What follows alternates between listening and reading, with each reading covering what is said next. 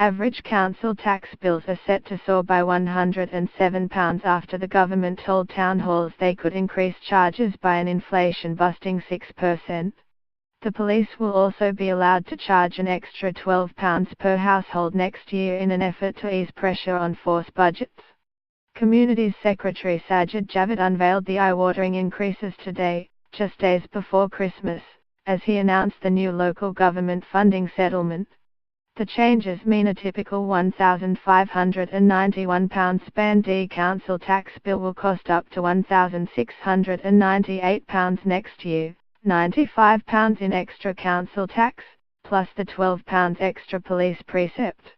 The Taxpayers Alliance slammed the tax rise, saying it is wrong to hike bills for hard-pressed Britons and called for more efficiency savings instead.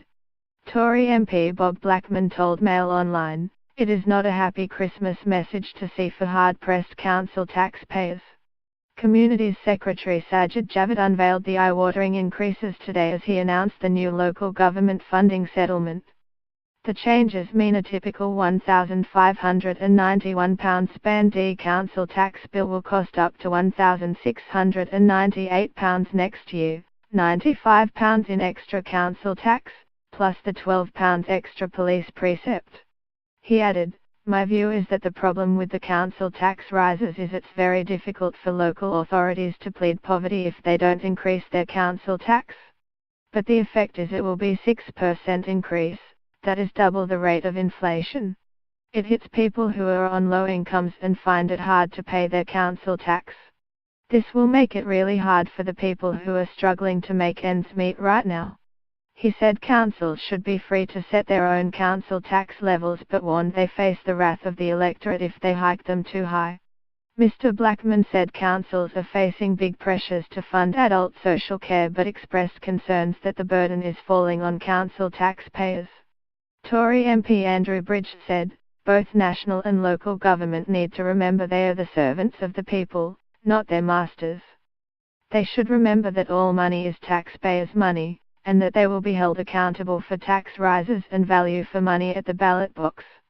The increase is higher than expected as Mr. Javid gave council leaders permission to break a cap on rises without calling a local referendum. He told MPs the aim was to hand councils the levers and the incentives to grow their own economies. He said, "While we all want to ease growing pressure on local government services, I am sure none of us want to see hard-working taxpayers saddled with ever higher bills." This settlement strikes a balance between those two aims, giving councils the ability to increase their core council tax requirement by an additional 1% without a local referendum, bringing the core principle in line with inflation.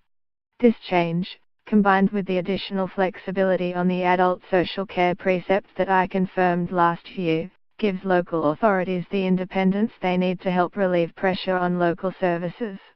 Mr. Javid did acknowledge there had been concern over funding for adult and children's social care, but said that councils had access to £9.25 billion of funding for the sector.